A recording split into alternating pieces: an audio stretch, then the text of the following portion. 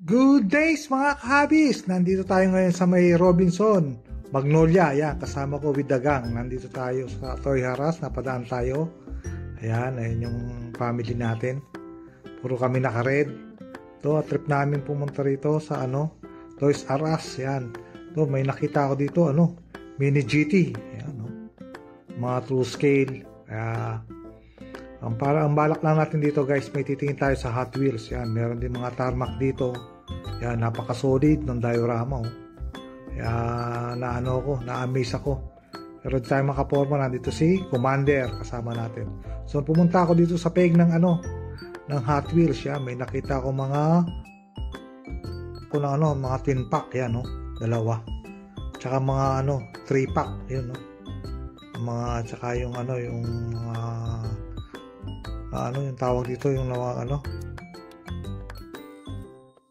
color shifter pala yan na yan.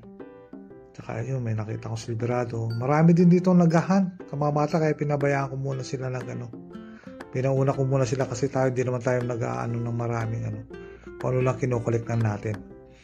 So far so good, okay naman, marami yung kasi mostly sila, mga fantasy yung nandito.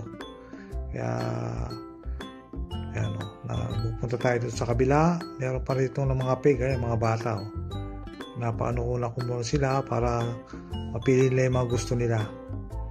Yan, di ba? Para naman mag-enjoy sila sa pagkukulik ng Hot Wheels. So, dito naman tayo dito sa kabila. Ayan. Tayo. Marami rin nagkukulik dito. Yan, sa Toys R Us, sa may Robinson, Magnolia. Ito na 32 Ford, yan ang nakuha natin, at saka yung Fast and Furious.